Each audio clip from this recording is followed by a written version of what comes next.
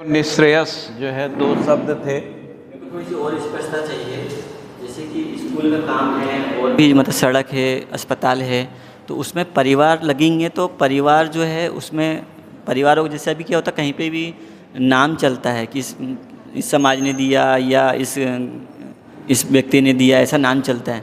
तो वहाँ पे नाम वाम का ऐसा कुछ नहीं रहेगा, सहयोग कर दिया अपना हो गया, और वो परिवार सहयोग कहलाएगा वो, है ना।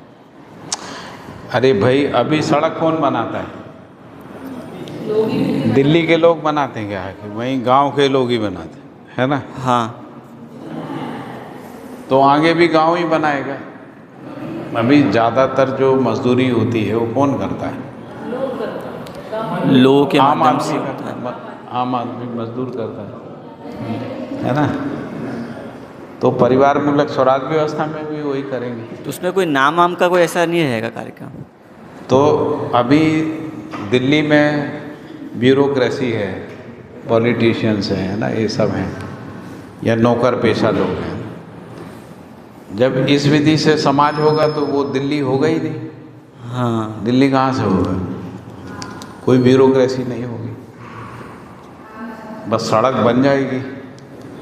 अभी भी सड़क बनती है, अभी ऊपर से आती है। हाँ, फिर हम अपनी आवश्यकता अनुसार बनाएं। देखिए, सड़कें जो हैं, बेसिकली सड़कें समाज की आवश्यकता से थोड़ी बनी, व्यापार के लिए बनी। और अब सड़कें बन रही हैं युद्ध के लिए, मतलब जिसमें हवाई जहाज उतर सकें। तो युद्ध के समय जिनमें हम उसको रनवे की तरह से उपयोग कर सकें, इसके लिए। तो दो ही उद्देश्य हैं अभी, मेजर जो उद्देश्य हैं, उसमें से बहुत थोड़ा सा भाग जो है फ़ायदा मिल जाता है लोगों को इस गांव से सामान लाने ले जाने में, है ना। लेकिन दूरदृष्टि रहती है युद्ध वाली, व्यापार की।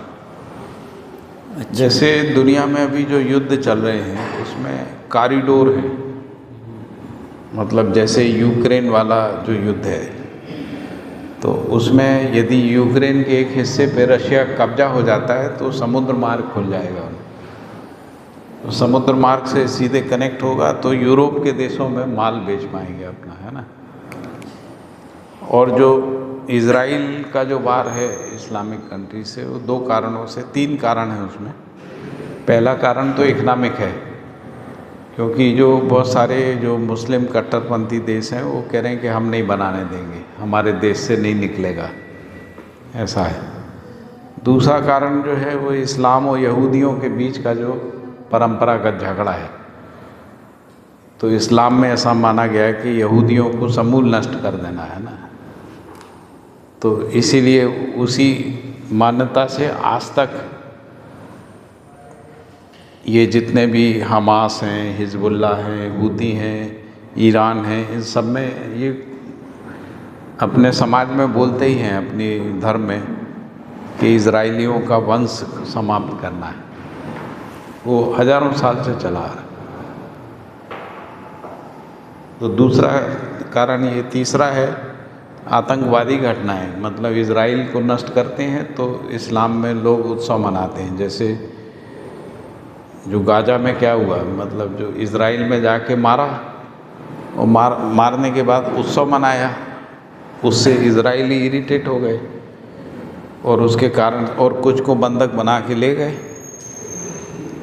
तो इसलिए वो युद्ध हुआ। तो ये तीन बड़े कारण हैं उसमें। तो बेसिकली जो कॉरिडोर है वो भी एक कारण है। तो कॉरिडोर का फ़ायदा उनको मिलता है जो ज़्यादा माल बनाते हैं। जहाँ से निकलता उनको क्या फ़ायदा मिलता है? उनको फ़ायदा नहीं मिलेगा। तो इसीलिए विरोध हो रहा है ग्लोबल ट्रेड के चक्कर में, है ना। जैसे मान लो अभी अहमदाबाद में भी फ्रेंच ब्रेड आती होगी, फ्रांस में ब्रेड बनती है, अहमदाबाद में मिलती होगी आपको। नहीं तो मुंबई में तो मेरे को पता है, मुंबई में फ्रेंच ब्रेड खाते हैं लोग।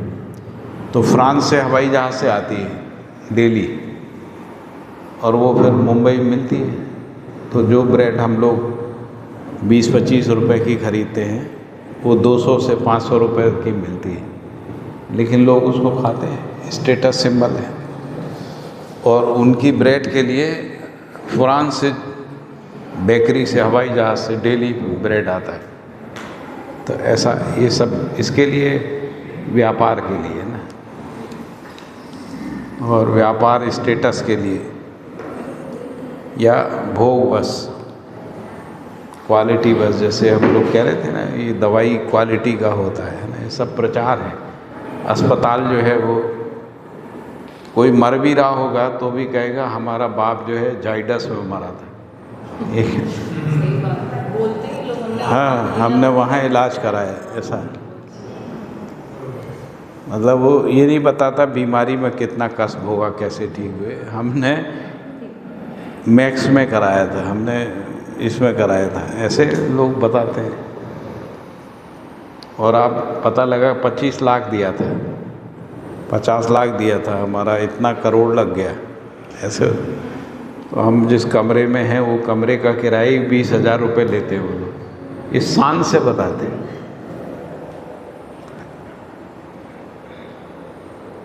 तो जैसे बीमार पड़ना जो है उत्सव हो गया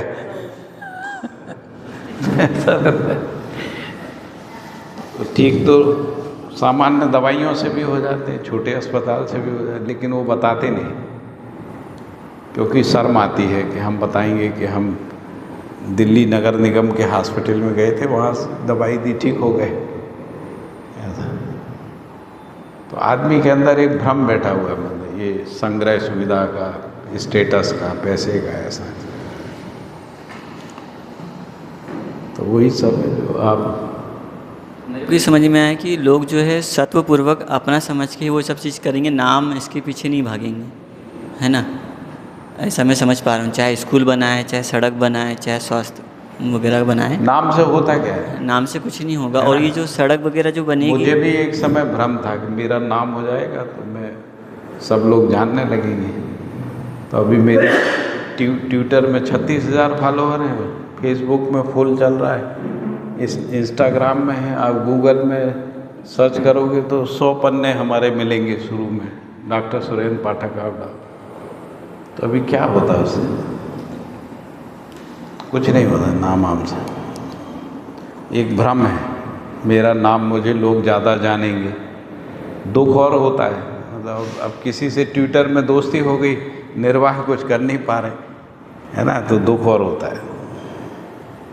तो इसलिए जितना हम निर्वाह कर सकते हैं उतना संबंध, और जिनसे हम कभी कभी कर सकते हैं उनसे संपर्क, उससे ज़्यादा फैलना ही नहीं चाहिए, उससे ज़्यादा फैलना ठीक नहीं, वो दुख का कारण हो जाता है। मोदी जी का दुख देखिए ना, बेचारे भागते रहते 24 घंटे, कितना मतलब मेहनत करना पड़ रही है ना, नहीं सो नहीं पा रहे हैं, रात दिन एक्सरसाइज कर रहे हैं कि मैं ज़्यादा और काम कर पाऊँ, 5 और ज़िलों में घूम लूँ, 5 सभाएं और ले लूँ, इतनी मीटिंग कर लूँ, इतने देश घूमाऊँ, सब जगह कर लूँ, है ना जी। हालत ख़राब है, फिर भी कुछ सुधर नहीं रहा है, वो एक अलग पीड़ा है। तो मंत्रियों को दबा के रखो, चमका के रखो, सांसदों को मैनेज करो, इसको मैनेज करो, इसी में पूरी ऊर्जा लगी रहती है ना। फिर भय भी हो गया है, तो अभी देखिए कितना सिक्योरिटी उनके साथ चलता है, महंगी महंगी कारें रहती हैं, 5-7 कारें चलती हैं, 150-100 सिक्योरिटी वाले लगते हैं, तो सब आतंक के भय के साए में है ना। जबकि जो आदमी सेवा करना चाहता है उसके लिए समाज कवच हो जाना चाहिए ना, उसको और अवसर देना चाहिए। वो राजा का वैभव तो है, वो राजा का वैभव बोला नहीं जाए। हाँ, जो जितना बड़ा हो उसका मोटप भी होगा, वैभव भी है, तो पोजीशन है ना, तो उसके सब नियंत्रण में है। हाँ, वो तो होता ही रहेगा मानव स्वभाव। मानव का स्वभाव नहीं, मानव का स्वभाव ये नहीं, मानव का स्वभाव बराबरी का है। जैसे हम भगवान से क्या कहते हैं, सब बराबर है, ईश्वर की नज़र में सब बराबर है। तो अपेक्षा क्या है? बराबरी की, समानता की, सब सर्व सुख की है, सर्व सुख की है, सब शक्तिशाली हो इसकी है। वो नहीं हो पाता। वो तो कर रहे हैं इतना मेहनत करके, कुछ कुछ बेचारे करने की कोशिश कर रहे हैं ना, तो उन पे दया भी आती है, इतना मेहनत हम लोग करा रहे हैं उनसे, है ना।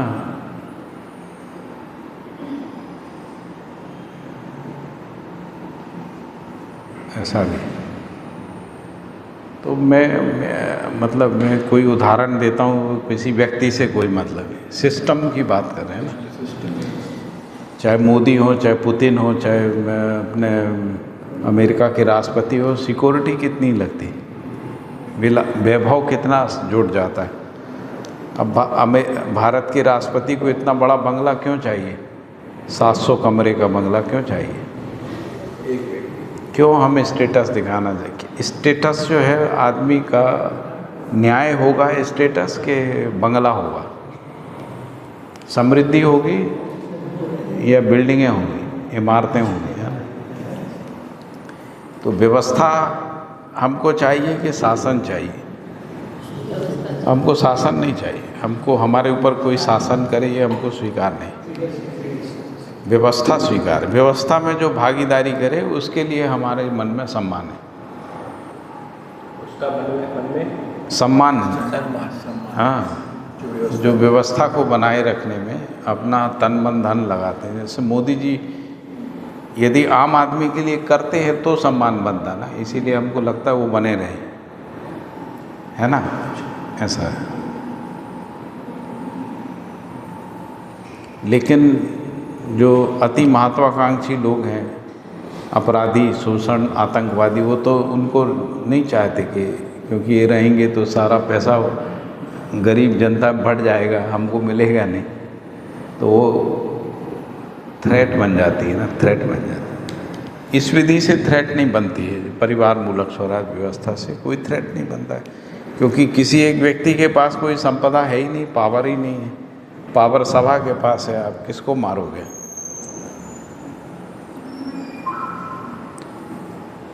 तो जब भी जैसे इतिहास में देखेंगे, लूटता कौन है?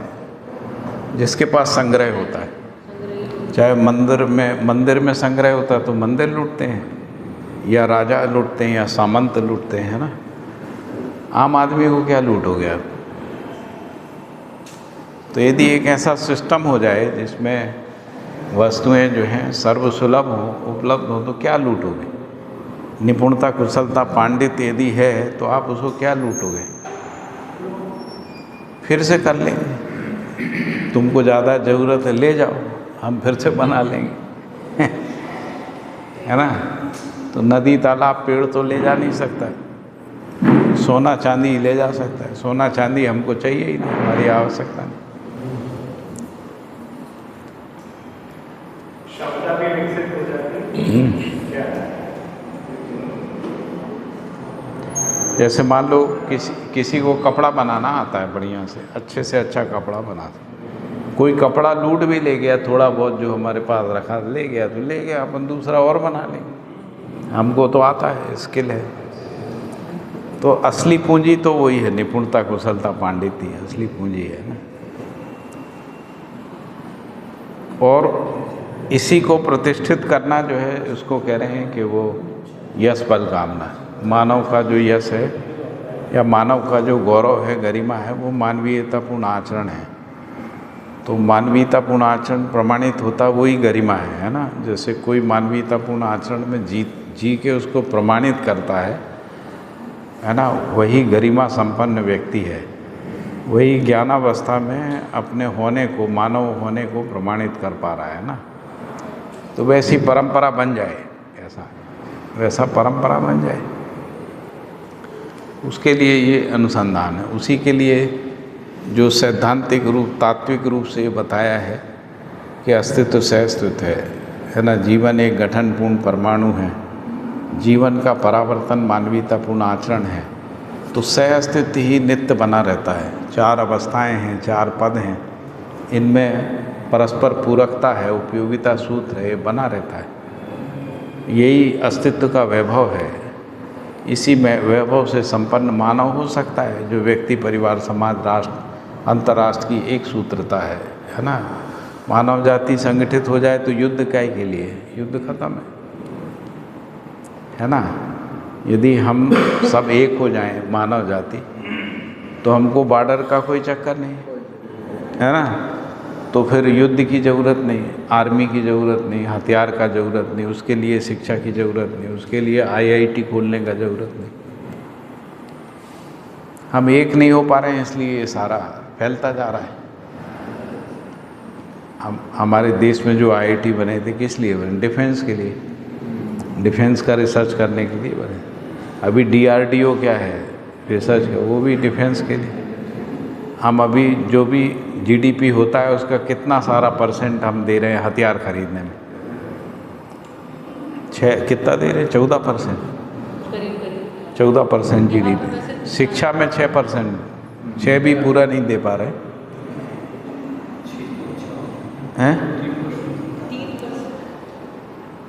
अभी एनईपी में ये कहा कि 6% करेंगे, है ना, 6% एनईपी। 6% काफ़ी अच्छा होगा, पहले तो 2-3% ही आया। अभी 4% है। शिक्षा जो प्रणाली है उनके हिसाब से 4.3 ना, 4.6 है अभी वर्तमान में। टारगेट है 6% करने का, डिफेंस में 14%। और यदि आप सैलरी में देखें तो और ज़्यादा होगा सैलरी में, हैं? सैलरी में सबसे ज़्यादा जाता है, सबसे सैलरी में ही जाता है। हाँ, तो जनता का पैसा मिलता किसको है? युद्ध में गया, सैलरी में गया, है ना, बाकी ये सिस्टम में चला गया, इसमें भी करप्शन में चला गया, है ना। वो भी कुछ लोगों में चला गया, क्योंकि आधे ठेके पैसे वालों के पास रहते हैं देश भर के। आम आदमी के हिस्से में तो कुछ आते ही नहीं, तो समृद्धि बनती नहीं है ना इस विधि से। अमीरी गरीबी की खाई ही बनती है, वही सब जगह है। पहले हम लोग कहते थे कि कम्युनिस्ट कंट्री में नहीं है, लेकिन अभी पुतिन की प्रॉपर्टी देखेंगे तो अरबों खरबों में, है ना, अनुमान ही नहीं लगा सकते। या दूसरा जो कम्युनिस्ट कंट्री नॉर्थ कोरिया है, किम जोन का प्रॉपर्टी देखेंगे, कितना प्रॉपर्टी है, आधा नॉर्थ कोरिया उसी का है।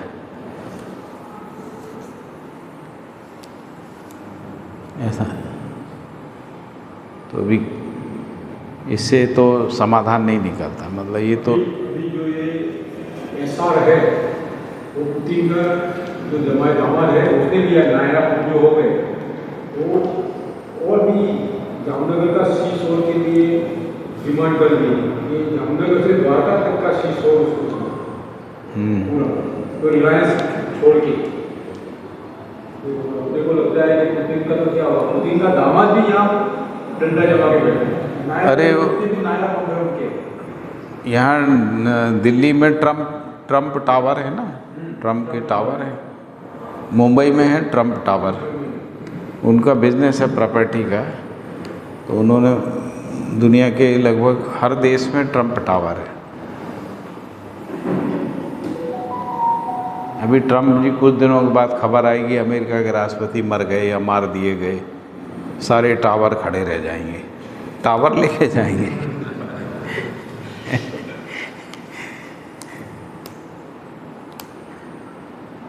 तो कुदरत से तो शरीर तो नश्वर है, इतना सा समझ में आए शरीर नश्वर है, ये साथ नहीं जाता है ना। तो भी आधा आदमी ठीक हो जाए, मरते समय तक सोचता है हम तो मरेंगे ही नहीं। अरे वो तो ठीक है, मरते समय सोचता है दूसरा ब्याह कर ले तो फिर जीवन वो समस्या है। भागीदारी करें, भागीदारी समस्या है। ठीक है, हो गया।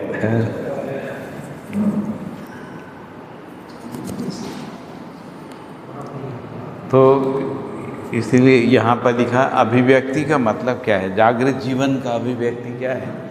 तो लिखा है कि सर्वतोमुखी समाधान सहित न्याय सत्य सहज विधि से मानव लक्ष्य यानी समाधान समृद्धि अवय से स्थित जीवन मूल्य सुख शांति संतोष आनंद प्रमाण परंपरा सहित उपकार। मतलब ये किसी राजा के लिए नहीं बोल रहे, पूरी परंपरा मानव, और परंपरा का मतलब भारत नहीं, पूरी मानव जाति है ना।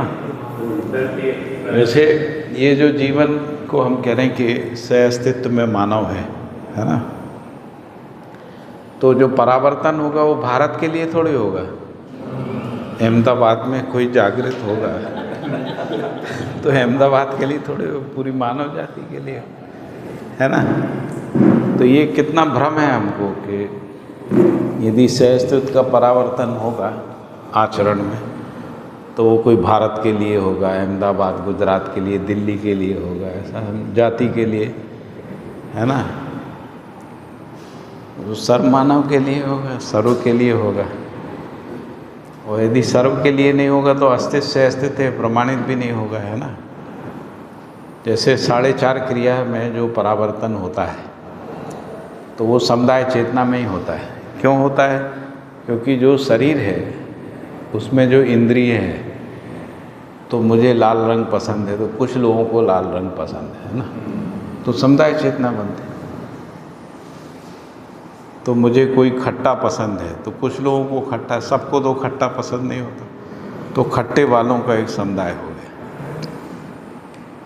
अभी जितने भी समुदाय हैं आप देखिए, तो कोई हरे रंग का कपड़ा वाला समुदाय है, कोई गेहुआ कपड़े वाला समुदाय, कोई सफ़ेद कपड़े वाला है, कोई नीले कपड़े वाला है ना। नीले वाले हैं ना अपने दलित लोग जो नीले वाले, कुछ काले वाले भी हैं। वहाँ एक समुदाय हैदराबाद में, आंध्रा में, वो सब काले कपड़े पहनते हैं। तो रंग से भी एक चेतना बनती है। यहाँ पर भी एक दुकानों में, सब दुकानों में स्वामी नारायण का फ़ोटो रहता है, वहीं से लोग खरीदते स्वामी नारायण का माल। समुदाय चेतना, तो बाज़ार भी स्वामी नारायण में बढ़ जाता है ना। आप मुंबई में जाइए तो एक इलाका है जहाँ मुसलमानों की दुकान ख़त्म होती है, फिर हिंदुओं की शुरू होती। तो हिंदू लोग मुसलमानों के मार्केट में जाते ही नहीं, मुसलमान हिंदुओं के मार्केट में नहीं आते। मार्केट भी धर्म से बढ़ जाता है ना, ऐसा हो जाता है। ऐसा जैसे दिल्ली में है, दिल्ली में जामा मस्जिद वाला इलाका है, 90% मुस्लिम है वहाँ। और एक चोर बाज़ार है जो जामा मस्जिद के नीचे है, उसका नाम तो कुछ और है लेकिन पूरा दिल्ली चोर बाज़ार बोलते हैं उसमें 100% मुसलमानों की दुकानें, कबाड़ी दुकानें। ऐसा आपको जो कोई भी चीज़ नहीं मिलती है वहाँ मिल जाती है ना। जो ऑर्डर दो तो चोरी करके 2-4 दिन में आपको सप्लाई भी, हाँ सप्लाई भी कर आप बोलोगे मेरे मशीन का केक चाहिए, बोले कल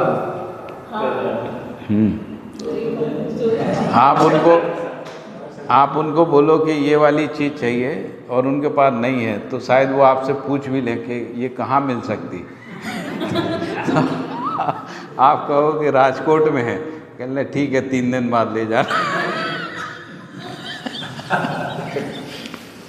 तो वही बता रहे हैं, सब मिल जाए। आवश्यकता भी ऐसी हो जाती है ना, जैसे पहनावा और ये खान-पीन हैं कलकत्ता में भी है ऐसे ही एक मार्केट है पूरा, लगभग हर बड़े शहर में चोर बाजार होती है।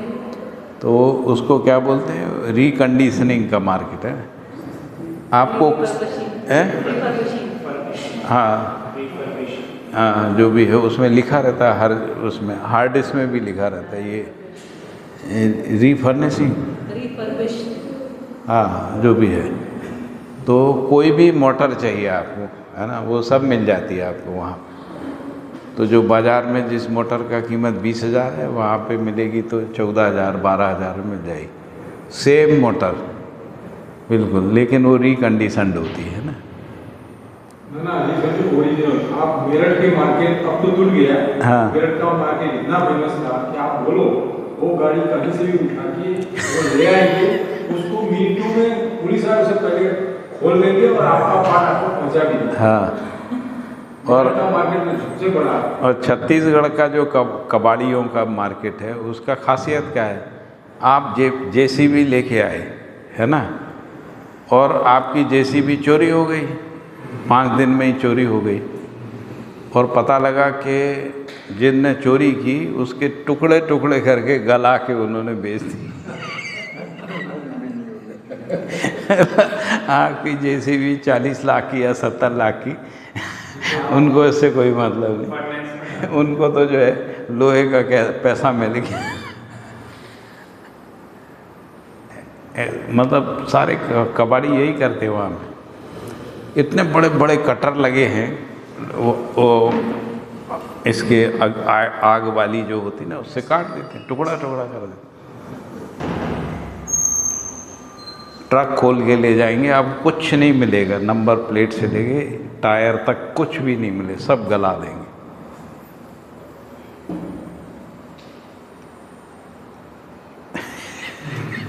क्या क्या संसार में होता है भाई।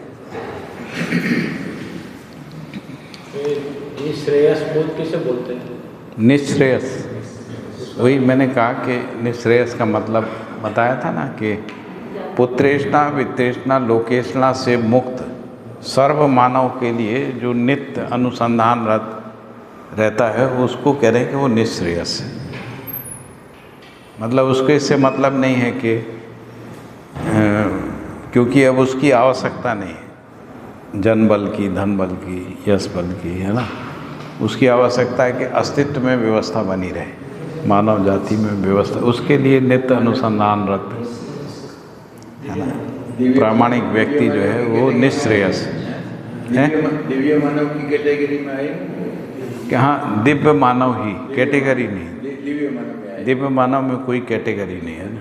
दिव्य मानव में आए, दिव्य मानव में कैटेगरी है, मानव दिव्य मानव में आए। दिव्य मानव में कैटेगरी है तो फिर दिव्य मानव तो बचा ही नहीं। बोधगम्य होना लिखा है इसका, वेद है निःश्रेयस बोधगम्य होना अभिव्यक्ति का मतलब। तो वैसे मानव, देव मानव और दिव्य मानव बोधगम्य होना है, ऐसे आदमी मिलते रहेंगे या फिर परंपरा में ऐसे लोग होते हैं।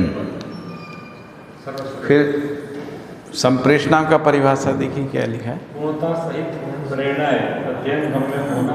हाँ, तो अभी जो अध्ययन गम्य नहीं हो पा रही है ना, इसलिए संप्रेषणा नहीं। जैसे आत्मा, परमात्मा, ईश्वर, ये सब देवता, व्यवस्था, न्याय, स्वतंत्रता, ये बोधगम्य नहीं हो रहे हैं ना, रहस्य बन गए है ना। न्याय जो है एक कामना है, न्याय होता क्या है ये समझ में नहीं आ रहा है ना। जैसे आप न्यायपालिका में पूछो जजों से, वकीलों से, है ना, तो सभी लोगों का न्याय का परिभाषा अलग अलग है, एक सा परिभाषा नहीं।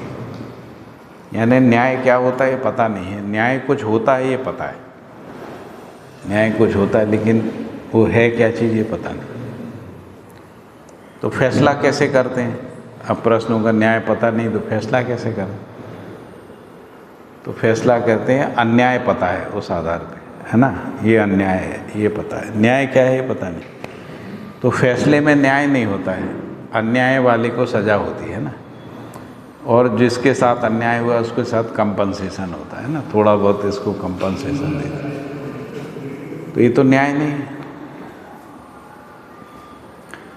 और यदि आप विधि पूछें, विधि क्या है, विधान क्या है, पार्लियामेंट के लोगों से, अब आपके विधानसभा के जो विधायिका जिसको कहते हैं, विधायिका है ना जो विधान बनाने की सभा है, तो एक भी एमएलए एमपी को पता नहीं है विधि क्या है, विधान क्या है, संविधान क्या है। जैसे अभी आप गुजरात में सर्वे कर लो कि संविधान का प्रियम्बल क्या है, कितने विधायक जानते हैं, तो शायद ही कोई विधायक बता पाएगा कि प्रस्तावना में क्या लिखा है। और यदि प्रस्तावना याद होगी तो उसका मीनिंग क्या होता है उसको पता नहीं। और काम क्या है उनका, विधान बनाना। विधायिका है ना, विधायिका, तो फिर विधान कौन बनाता है? विशेषज्ञ लोग बनाते हैं। कोई ब्यूरोक्रेट, कोई जुडिशरी का आदमी, कोई कमेटी वो बना के वहाँ रख देती है सभा में। फिर उसमें सभा में कुछ जो थोड़े से विद्वान लोग होते हैं वो कह देते हैं ठीक है, बाकी लोग हाथ उठा देते ठीक है। भेड़ चाल है, क्योंकि आपको पता ही नहीं है। ऐसे ही कार्यपालिका में कार्य ही नहीं है, तनख्वाह है बस, कार्य क्या है? कार्यपालिका में कार्य का पता नहीं है, विधायिका में विधान का पता नहीं, न्यायपालिका में न्याय है नहीं। ठीक है, ये स्थिति है मतलब। और जो प्रजातंत्र में जनप्रतिनिधि है वो नोट बोर्ड बंटवारा से आ रहा है, संतुष्टि असंतुष्टि उससे बन रहा है।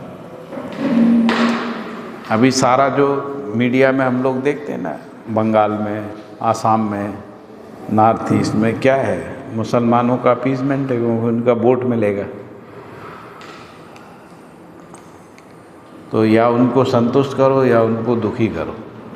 उनको दुखी करेंगे तो जो उनके विरोधी हैं वो सुखी होंगे, है ना। मतलब न्याय, दूसरे के दुख से जो सुख होता है उसको द्वेष कहते हैं। तो उस जातिगत धर्मगत द्वेष इतना है ना। आप उनको मारो तो लोग आपके पक्ष में खड़े हो जाएंगे। जैसे कहते हैं ना, दुश्मन का दुश्मन दोस्त हो जाता है, ऐसा उस विधि से वोट मिल जाते। इनको पीटो तो आपका वोट जो इनके दुश्मन है वो आपको वोट कर देंगे। तो प्रजातंत्र भी ऐसे ही है। क्यों नहीं समझ पा रहे हम? क्योंकि हमको जीवन ही समझ में नहीं आ रहा, अनुभव ही समझ, अस्तित्व ही समझ में, अस्तित्व ज्ञान नहीं समझ में आ रहा है, जीवन ज्ञान नहीं समझ में आ रहा है। इसके कारण से मानवीयतापूर्ण आचरण समझ में नहीं आ रहा है। तो जो समझ में आ रहा है वो 4 क्रियाएं हैं, जो 4.5 क्रिया है। 4.5 क्रिया शरीर के आधार पे आचरण है ना। शरीर मूलक आचरण है। मानव शरीर है नहीं, शरीर से अधिक है मानव। जैसे एक माँ, एक पिता, एक भाई, है ना, एक बहन, एक मित्र, शरीर से ज़्यादा होता है ना। माँ केवल शरीर थोड़ी होती है, शरीर से ज़्यादा होती है ना। पिता शरीर नहीं है, शरीर से ज़्यादा है। वो जो ज़्यादा है वो हम समझ ही नहीं पा रहे वो क्या है। हम तो शरीर के आधार पे ही समाज को बांट दिया है। शरीर काला है तो काला समुदाय, गोरा है तो गोरा समुदाय, शरीर थोड़ा सा मोटा है, गोल है तो एक नस्ल, है ना, लंबा है तो दूसरी नस्ल, है ना, ठिगना है तो तीसरी नस्ल, ऐसे नस्ल बना दी। और फिर इन नस्लों में आपस में युद्ध हैं, है ना। जैसे सेकेंड वर्ल्ड वार जो है वो नस्ल का युद्ध था।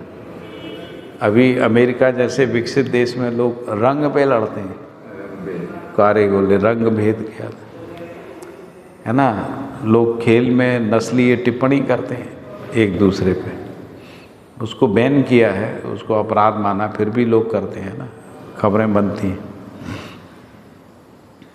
जो लोग पूरी दुनिया को बताते हैं कि वो विकसित देश हैं, वो केवल चमड़ी के रंग पे लड़ते हैं। क्या विकसित होने का प्रमाण है? हमारे यहाँ कम से कम रंग पे लड़ते नहीं हैं। रंग का प्रभाव है, ऐसा नहीं है कि रंग का प्रभाव नहीं है। इसीलिए सारे परिवार जो है अपनी गोरी बहुएं चाहते हैं ना, तो रंग का प्रभाव रंग का प्रभाव नहीं है। और बेचारी लड़कियां जो हैं अपने स्किन को चमकाने में लगी रहती हैं कि गोरे दिखें हम थोड़ा, तो शादी जल्दी हो जाए या पति को सो जाए। रंग कोई आचरण होता है क्या? रंग से कोई आदमी अच्छा बुरा होता है क्या? रंग से थोड़ी होता है, आचरण से होता है ना, विचार से होता है, कौशल से होता है। हम अपनी माँ का रंग देख के व्यवहार करते हैं क्या? आचरण लेके। फिर भी हमको समझ नहीं, इसीलिए हमने अभी अपने स्किन को गोरा करने के लिए कितनी क्रीम आती हैं बाजार में, कितना विज्ञापन आता है उनकी, कितना बड़ा मार्केट है उसका, केवल एक भ्रम से कि जो गोरा दिखना बड़ी बात होती है, गोरे होना बड़ी बात होती है, उसके चक्कर। यानी ऐसा नहीं है, हम रंग से लड़ नहीं रहे भारत में कोई रंग भेद का युद्ध नहीं है, लेकिन रंग का प्रभाव नहीं, ऐसा नहीं कह सकते, रंग का प्रभाव है।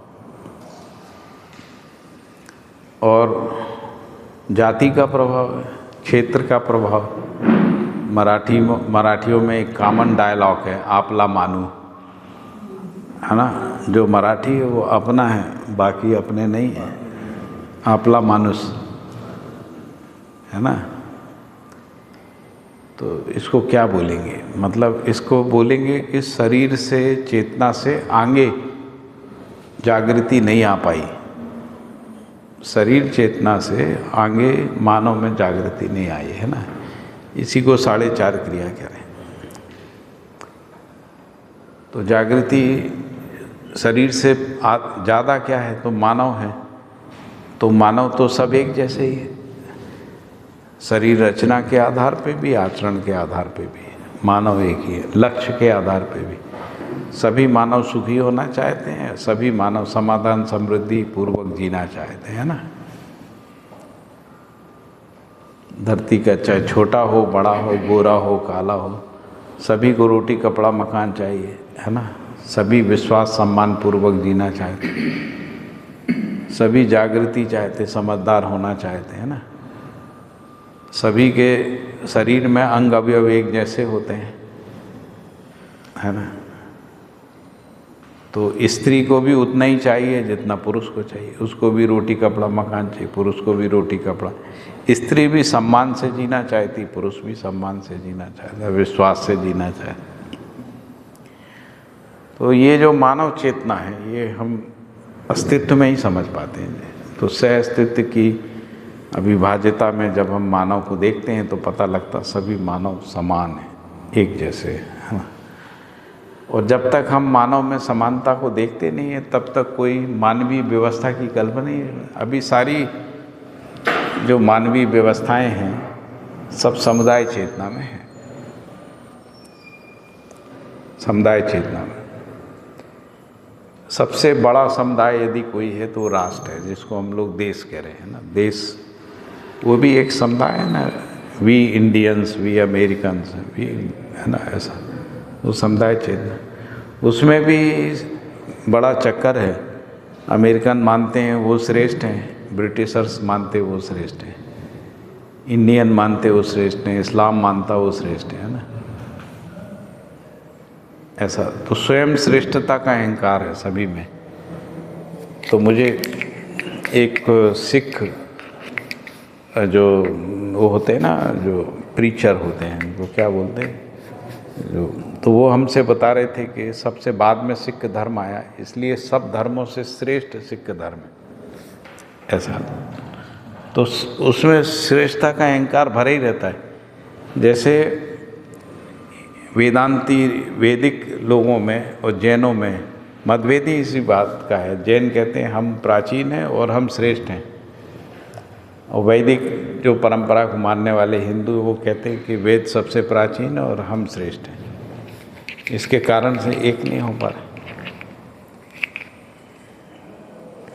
जबकि सबकी आवश्यकता एक जैसी है, फिर भी नहीं हो पा रहा, है ना। जबकि पूरा जैन समाज जो है वो हिंदू समाज व्यवस्था में से अपना जीविकोपार्जन करता है। कपड़े बेचते हैं तो किसको बेचते हैं, जैनों को बेचते हैं, हिंदुओं को बेचते हैं। अपना दाढ़ी बनवाने जाते हैं तो कोई जैन नाई होता है क्या? सड़कों की सफाई करता है तो कोई जैन होता है क्या? कारपेंटर कोई जैन होता है क्या? कारपेंटर रख के जैन व्यापार कर सकता है, लेकिन कारपेंटर नहीं होता है, लोहार नहीं होता है ना, कसाई नहीं होता है। जैन जो है मांस को भी बेचते हैं, लेकिन कसाई नहीं होते हैं ना, मांस बेचते हैं। बहुत सारे बूचड़ खानों के मालिक जैन लोग हैं। यानी व्यवस्था सब समाज की व्यवस्था है, लेकिन हम अलग हैं, आप उसी पे आश्रित हो और उससे कहते हो कि नहीं हम। तो लगभग यही सभी जातियों में बना रहता स्वयं से। ब्राह्मण अपने को श्रेष्ठ मानते, ठाकुर अपने को मानते। इसका एक बड़ा झगड़ा है। तो ब्राह्मणों ने कहा कि हम अगर आपका तिलक कर देंगे तो आप राजा हो जाओगे, हम तिलक नहीं करेंगे आप राजा नहीं हो सकते। तो क्षत्रियों ने कहा कि बदले में हमको क्या करना पड़ेगा? तो कहने लगे राजा को ब्राह्मणों के पैर पड़ना पड़ेगा। तो आप देखेंगे राज्याभिषेक होता है, ब्राह्मण तिलक लगाता है, राजा ब्राह्मण के पैर पड़ के आशीर्वाद लेता है। ये दो समुदायों का सांठगांठ है।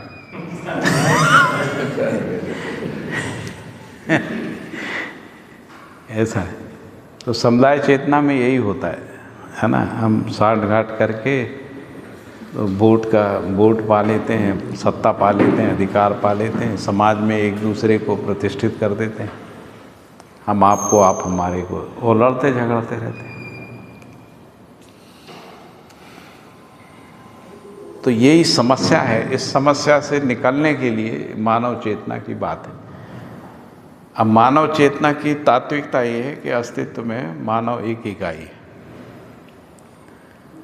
अस्तित्व में न नस्ल है, न रंग है, न जाति है, न धर्म है, न मत है, न संप्रदाय है, न भाषा भाषी कोई भेद है। अस्तित्व में कोई भेद नहीं है। ये भेद सब मानव में या तो भौगोलिक परिस्थिति बस है या मान्यता बस है ना। अस्तित्व में कोई संप्रदाय नहीं है ना। व्यापक वस्तु सबके लिए एक जैसी है, प्रकृति सबके लिए एक जैसी है। प्रकृति और व्यापक वस्तु के अलावा और कोई चीज़ नहीं है जिसको हम लोग कहें कि सबका भगवान अलग अलग है ना। प्रकृति को भगवान मानो तो भी वो एक ही है, व्यापक को भगवान मानो तो भी वो एक ही है, वो बदलता नहीं है ना। तो फिर भगवान क्यों सबके अलग अलग हैं? कोई भगवान को मानता, कोई नहीं मानता। जो नहीं मानता उसके लिए भी प्रकृति है, व्यापक वस्तु है। जो मानता उसके लिए भी प्रकृति और व्यापक वस्तु है। तो प्रकृति में जो अस्तित्व में डिस्क्रिमिनेशन नहीं, मानव में डिस्क्रिमिनेशन। ये क्यों डिस्क्रिमिनेशन है? तो रहस्य बस, अज्ञान बस, भय बस, भ्रम बस है ना। जैसे मानव ने बहुत सारे देवी देवता भय बस बना लिए। वन देवता, नाग देवता है ना, आदि आदि, भय से। जिससे डरा वो देवता। अग्नि से डरा अग्नि देवता, वायु से डरा वायु देवता, अतिवृष्टि से डरा तो इंद्र में है, इसलिए देवता है। वो उपयोगी है हमें, इसी अर्थ में हम समझते हैं। हाँ, अग्नि हमको उपयोगी है, वायु उपयोगी है, इसी अर्थ में हम तो उसको देवता की तरफ नमन करते हैं। हाँ, धरती है उसको हम देवता मानते हैं, माता मानते हैं कि वो भी उपयोगी है। ठीक। आकाश, वायु देवता, जल और जमीन, ये पंच महाभूत जो है वो ठीक है। यदि वो ऐसा कैसा मानते हैं तो अच्छा है। वो समझना के कैसी बात है हमारी। हम आपसे कहना है ना, अगर ऐसा मानते हैं तो ठीक है। हाँ, हम लेकिन डर से मानते हैं, नहीं वैसे डर से मानते हैं तो देवता नहीं वो उसमें से हमारा समझ लो जन्म हुआ है ना। ये प्रकृति में से, और इसीलिए और उपयोगी भी है हर पल हमारे जीवन में उपयोगी है। तो नहीं है तो हम ये मानते हैं कि उपयोगी है, तो हम पूरक तो बनते नहीं है। हवा उसको हमारे वरुण देवता कहते हैं, तो उसके लिए उसको बिगाड़ देते हैं।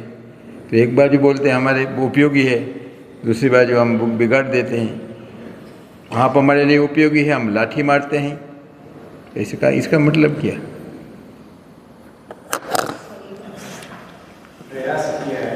ठीक है, मतलब अपन आपसे आपकी बात मान लेते हैं। मान लेना नहीं, हम जो समझते हो बताए। ठीक है, आपकी समझ स्वीकार कर लेते हैं। यूनिवर्सल में नहीं हो तो कोई बात नहीं। फिर ये क्यों कहते हैं ईश्वर से डरो, देवताओं से डरो, भगवान से डरो? फिर ऐसा क्यों बोलते? अल्लाह से डरो, खुदा से डरो।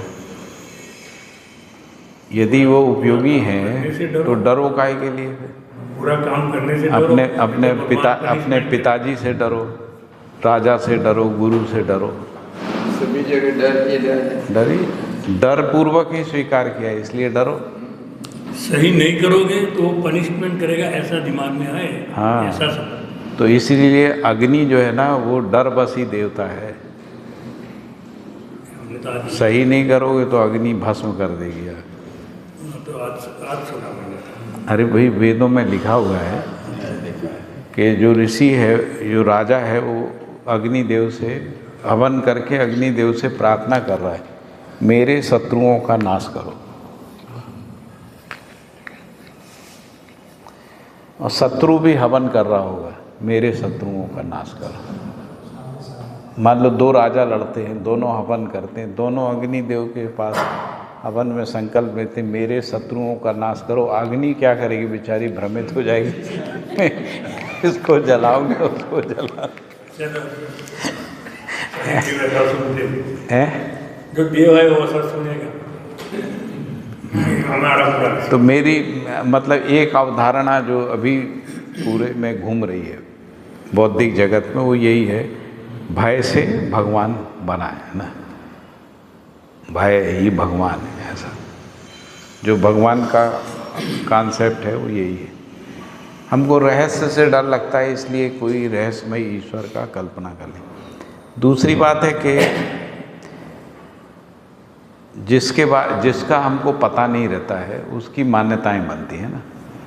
जैसे ईश्वर को जो यहाँ लिखा है ना कि वो बोधगम्य नहीं हो पा रहा है, ये जो काम ये बोधगम्य होना, अध्ययनगम्य होना, ये नहीं हो पा रहा है। जैसे ईश्वर और आत्मा बोधगम्य नहीं हो पा रहा है, अध्ययनगम्य नहीं हो पा रहा है, इसीलिए सबके ईश्वर का डिज़ाइन अलग अलग है। बोधगम्य हो जाए तो एक ही हो जाए। जैसे मान लीजिए अग्नि सबके लिए एक जैसी है क्योंकि अध्ययनगम्य है ना, वहाँ पे कोई भ्रम नहीं है, कोई कहे नहीं हम इसको अग्नि नहीं मानते, ऐसा नहीं।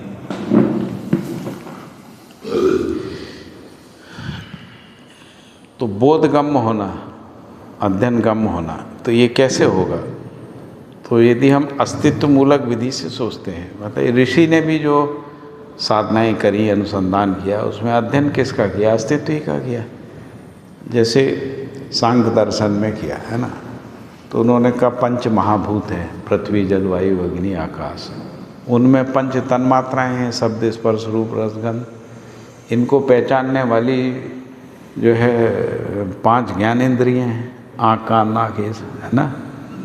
इसके अलावा 5 कर्मेंद्रियाँ हैं। तो किसका अध्ययन कर रहे हैं? अस्तित्व का अध्ययन कर रहे हैं, जो है उसका अध्ययन कर रहे हैं।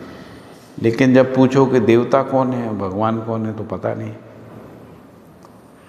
और उसमें ये भी लिखा है, जैसे भगवत गीता भी कह रही है कि मुझे मेरे द्वारा ही जान सकते हो, यज्ञ तप दान पुण्य, इससे आप मुझे नहीं जान सकते, भगवान कह रहे हैं। मतलब गीता में जो भगवान के नाम से भगवान वाच्य है उसमें लिखा हो है ना। वेदों में लिखा है नेति नेति, नहीं जान पाए। वेदों में ये भी कहा है, उपनिषदों में लिखा है कि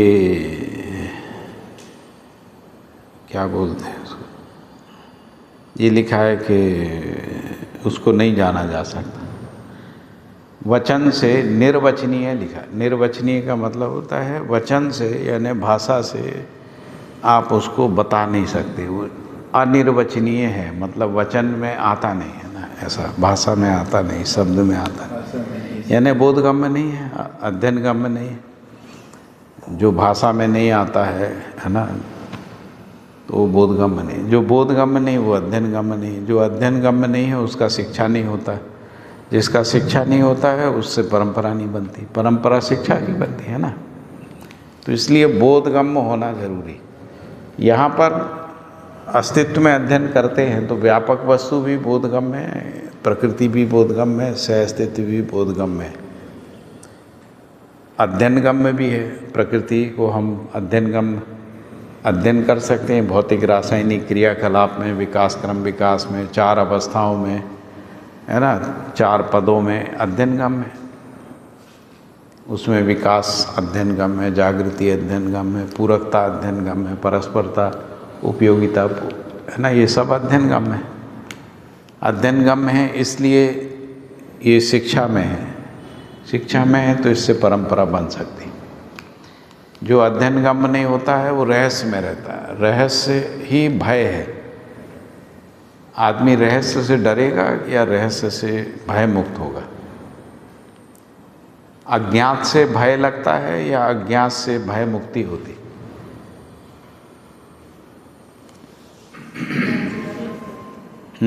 अज्ञात से भय लगता है, अज्ञात से भय, तो रहस्य का मतलब अज्ञात होता है।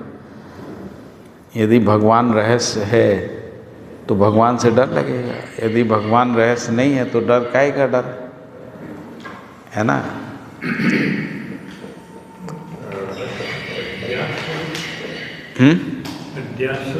अज्ञात, अज्ञान, रहस्य है ना। फिर दूसरी बात है कि यदि ईश्वर का अस्तित्व है तो यही तो होगा ना, जो चराचर जगत है इसी में ईश्वर होगा। ईश्वर कहीं बाहर थोड़ी होगा, जगत से बाहर ईश्वर होगा क्या? और यदि जगत से बाहर ईश्वर है तो फिर हम सर्वव्यापी क्यों कह रहे हैं?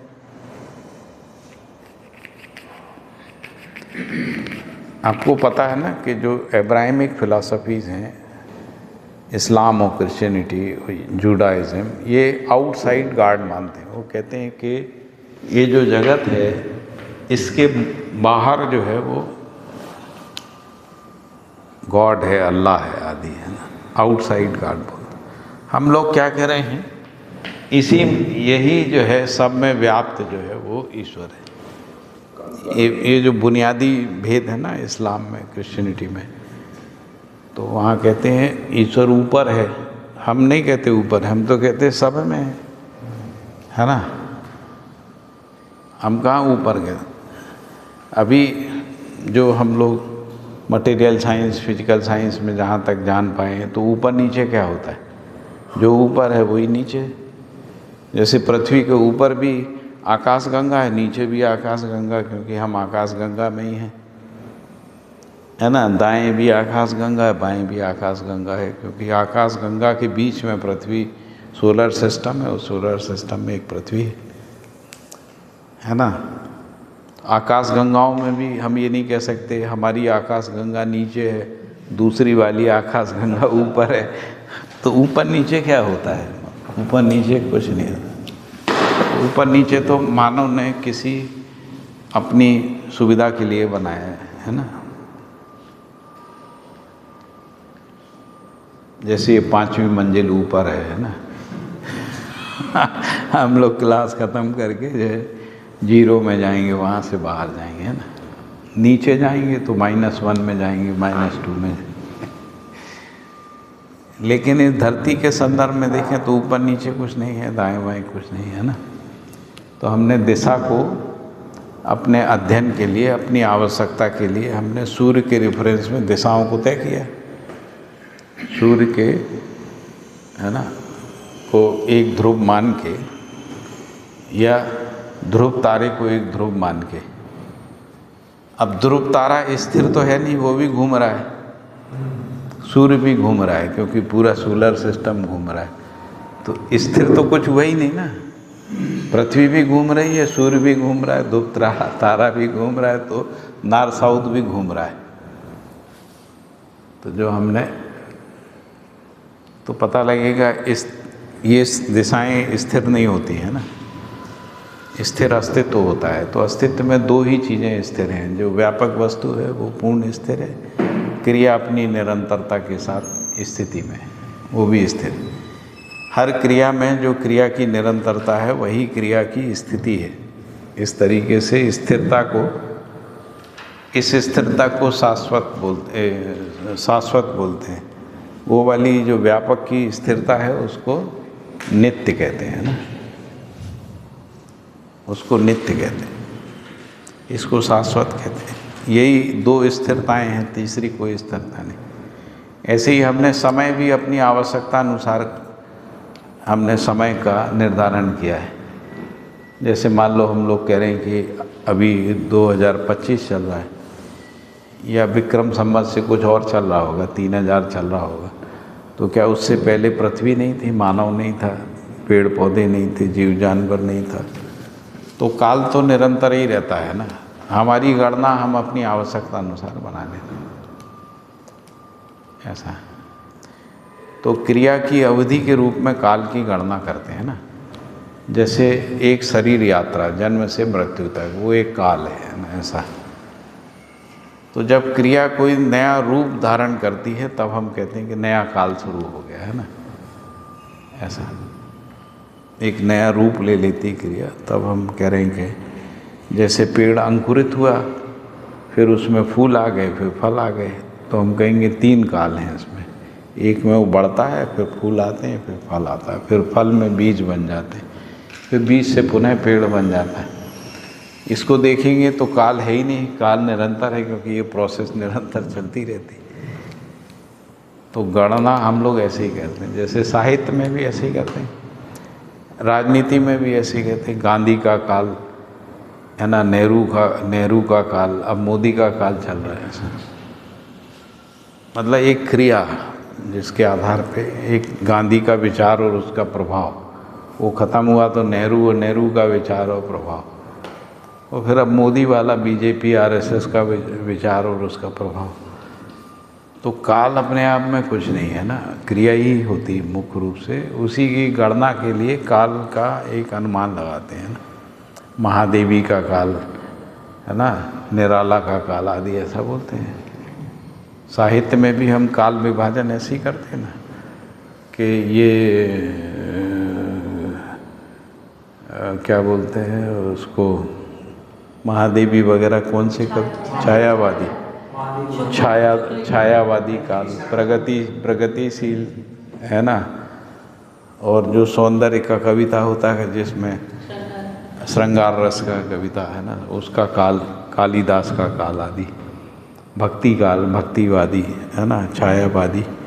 छायावादी का मतलब क्या होता है? जो ब्रह्म का छाया है, यानी ब्रह्म तो दिखता नहीं है, तो ब्रह्म का छाया होता है मानव में, उस तरीके से काव्य रचना की, उसको छायावादी कहते हैं। फिर बाद में प्रगतिशील आ गया, उन्होंने कहा ब्रह्म में कुछ नहीं होता है, ये पदार्थ मटेरियल वर्ल्ड ही होता है। तो कम्युनिस्टों का जो साहित्य आया उसको प्रगतिशील साहित्य कहते हैं। ऐसा मतलब साहित्य रूपी एक क्रिया में कोई जो विशेषता होती है, उसके आधार पे उसका काल गणना करते वो लोप हो जाता है, तो काल खत्म हो जाता है। काल तो खत्म नहीं होता है, तो काल को भी हम समझ नहीं पाए। तो काल को हमने कहा कि सब लोग जो हैं काल का ग्रास बन जाते हैं। ऐसा लगता है जैसे काल कोई जानवर है जो पूरी मानव जाति, जीव जंतुओं को खाता रहता है, ऐसा काल का ग्रास हो गया, ऐसा बोलते हैं ना, काल खा गया। काल थोड़ी खाता है। अस्तित्व में हर रचना जो है विरचित होती है, मरती है। मरती है का मतलब ख़त्म नहीं होती है ना, वो वापस मट्टी बन जाती है, फिर पेड़ प्राण कोशा बन जाती है, साइकिल चलता रहता है। कोई मरता नहीं है, शाश्वत रहता है, जीवन अमर रहता है, व्यापक वस्तु नित्य रहती है, प्रकृति शाश्वत है, जीवन अमर है और व्यापक वस्तु नित्य है, सहअस्तित्व है ना, नित्य है। सहअस्तित्व कभी भी ऐसा नहीं होता किसी भी काल की कल्पना में कि कभी सहअस्तित्व नहीं था और कभी सहअस्तित्व नहीं होगा, है ना, क्योंकि दोनों रहते ही हैं। व्यापक वस्तु रहती है और फिर बाद में अध्ययन से भी पता लगता है कि प्रकृति के अंदर भी रहती है, उसमें पारगामी रहती है ना। उसकी पारगामिता को ही हम लोग अध्ययन करते हैं अनुभव काल में। हमको अनुभव क्या होता है, अनुभव में क्या पता लगता है? व्यापक वस्तु रूपी जो ब्रह्म है वो हर इकाई में पारगामी है, आत्मा में भी पारगामी है। आत्मा उसको अनुभव कर पाती है, उसी को अनुभव कह रहे हैं।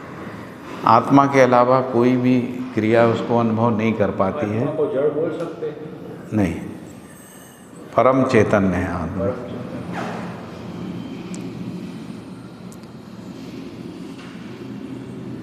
बल्कि मन वृत्ति चित्त को एक स्थिति में जड़ बोल सकते हैं, जब वो अपने को जड़ मान लेता है। आत्मा स्वयं को कभी जड़ मान ही नहीं सकती नहीं, इसलिए परम चैतन्य। आत्मा जो व्यापक है उसके आश्रय में वो आत्मा काम करती है।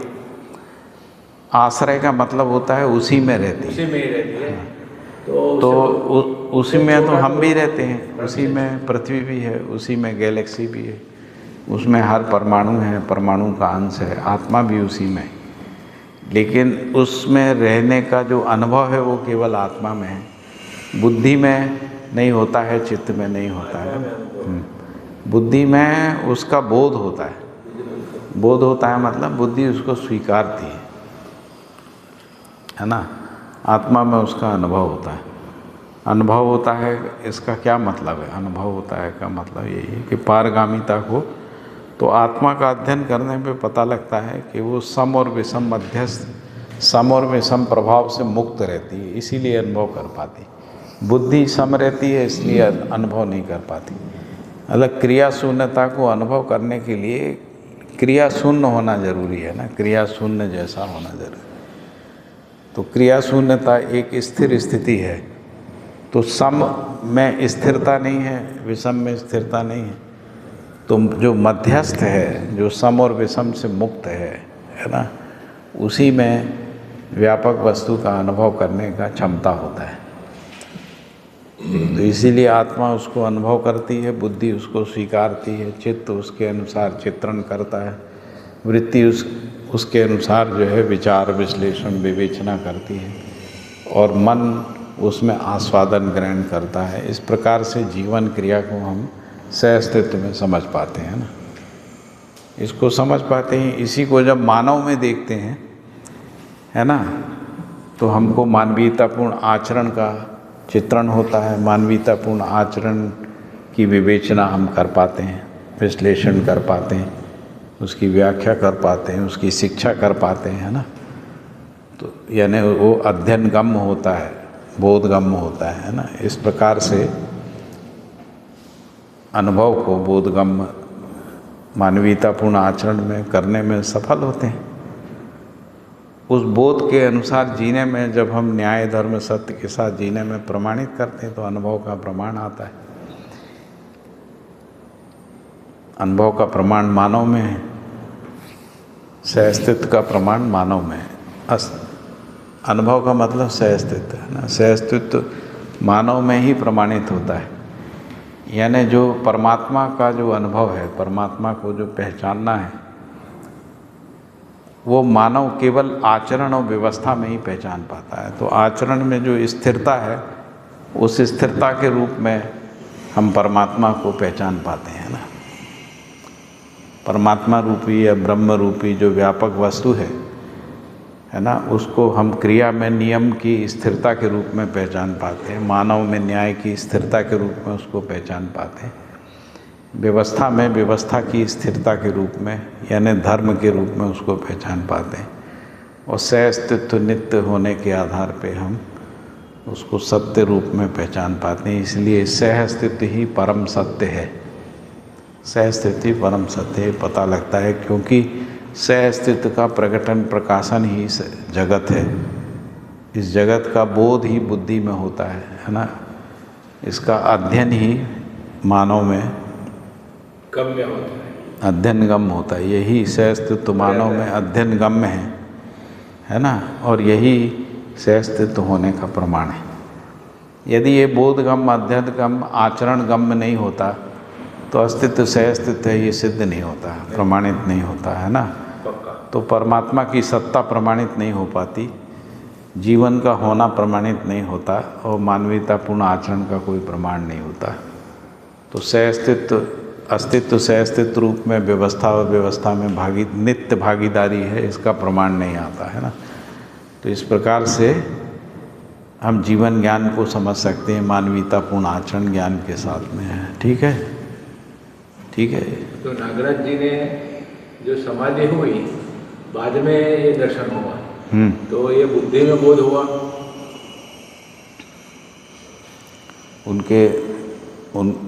उनमें अनुभव हुआ, उनके अंदर जो बुद्धि थी उसने उस अनुभव को स्वीकार किया। उस स्वीकार के आधार पे उन्होंने उनके चित्त में चित्रण हुआ, चित्रण में सहअस्तित्व का चित्रण हुआ, सहअस्तित्व का चित्रण परमाणु से लेके ग्रह गोल नक्षत्र तक हुआ, सहअस्तित्व का चित्रण पदार्थावस्था से ज्ञानावस्था तक हुआ। ज्ञानावस्था में व्यक्ति, परिवार, समाज, राष्ट्र, अंतर्राष्ट्र की एक सूत्रता में अखंड समाज के रूप में सहअस्तित्व का चित्रण हुआ, है ना। अखंड समाज में मानवीयतापूर्ण आचरण का चित्रण हुआ। मानवीयतापूर्ण आचरण को मानवीय संविधान के रूप में, सहअस्तित्व के संविधान के रूप में उसको उन्होंने चित्रित किया, उसको अभिव्यक्त किया, है ना। उसी को संप्रेषित करने के लिए वाङ्मय लिखे। उन वाङ्मय को लिख के उन वाङ्मय को समझने वाले लोग तैयार हो गए, यानी वो बोधगम्य हो गया और अध्ययनगम हो गया। इसलिए शिक्षा में, लोक शिक्षा में आ गया। इसीलिए हम आपसे बात कर पा रहे हैं, है ना। यदि उन्होंने नहीं देखा होता और ये सब अभिव्यक्त नहीं होता तो हम कैसे बात करते। हम वही बात करते जो परंपरा में चली आ रही है ना। इससे एक फ़ायदा ये हुआ कि जो परंपरा में रहस्य था वो रहस्य का उद्घाटन हो गया। अब रहस्य नहीं बचा, प्रत्यक्ष हो गया, है ना। ऐसा उनको बच्चे थे, लड़का लड़की, तो वो भी इसमें ही हो गया। अभी वो देते हैं क्लास। एक तो हम ही बैठे हैं। नहीं, ऐसे नहीं, वंश परंपरा हम पूछ रहे हैं। तो वंश परंपरा थोड़ी जागृति का प्रमाण होती। जागृत परंपरा जागृति। हमारा बच्चा होता है, तुम्हारा लड़का लड़की एक डॉक्टर है, उस तरह पूछ रहा हूँ। आपका लड़का आपके जैसा है? नहीं, मैं आपको पूछ रहा हूँ। आपके लड़का आपके जैसा नहीं होता है ना। लेकिन यदि आप समझदार हैं और लड़का समझदार है तो फिर एक जैसा हो जाता है ना। तो जैसे नागराज जी जो समझे थे, मैं समझ गया, तो असली पुत्र तो मैं ही हूँ, है ना, क्योंकि हम दोनों एक जैसे हो गए। मानस पुत्र कहिए, शरीर पुत्र हो, मानस पुत्र। हमारी शालिनी मानस पुत्री है, ये सब मानस पुत्र पुत्री है। हम लोग सब मानस पुत्र पुत्री है ना। जय हो आपका और उनका, जय हो। मानस पुत्र का जय हो, मंगल। वही जागृत परंपरा है। वही जागृत परंपरा है। वही जागृत परंपरा है ना। हम समझ पाए इसलिए विश्वास है कि लोग समझ सकते हैं ना। यदि हम नागराज जी को नहीं समझ पाते तो हम कैसे कहते लोग समझ सकते हैं ना। ठीक है ना। तो ये प्रकाशन हुआ जो आपने लिखा है। जो प्रकाशन हुआ मतलब हम उसकी निरंतरता का हमारे अंदर प्यास हो गया, उसके लिए प्रयास हो गया, उसके लिए अभ्यास शुरू है, उसके लिए नित्य निरंतर चेष्टा बनी हुई है ना। इसलिए डिलीवर करते। हाँ, करते ही रहते हैं। बढ़िया बढ़िया, लगे ही रहते हैं। हाँ, जैसे नदी बहती रहती है, हम भी बहते रहते हैं, ऐसा है। तो आपने कितने साल उसके शुरुआत में जो आप गए नागराज जी के पास, तो आपकी स्थिति क्या थी?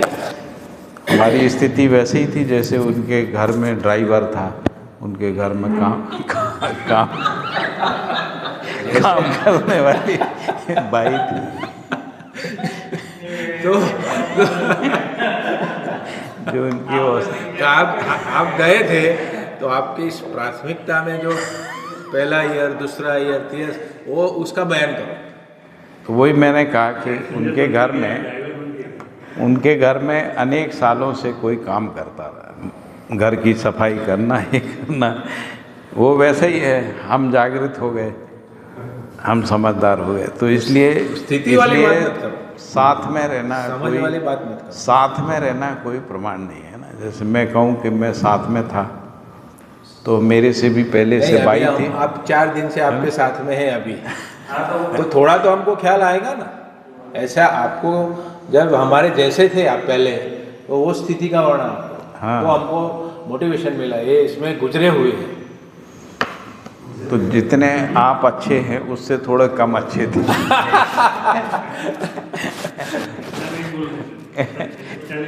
हैं? उससे कम अच्छे थे, अभी अच्छे और ज़्यादा अच्छे हो गए। अब पूरे अच्छे हो गए।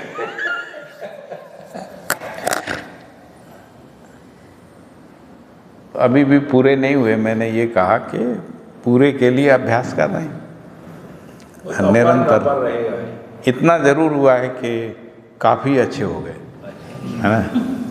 एक तृप्ति के जगह तक अच्छे हो गए, है ना केवल अच्छे हो गए, हम अच्छे हैं, इसको बहुत लोग स्वीकार करते हैं। हम अच्छे, सम्मान देते हैं। सम्मान भी देते हैं, स्वीकार भी किए हुए हैं, है ना। तो ऐसा है, गौरव भी करते हैं, है ना। कई लोग गौरवान्वित भी रहते हैं कि भैया हमारे साथ रहते हैं, है ना, हमारी क्लास लेते हैं, हमको पढ़ाते हैं। हाँ, और क्या। तो ये जो आपके लिए कितना उत्सव है मुझे पता नहीं, पर मेरा आना मेरे लिए बहुत उत्सव होता है ना।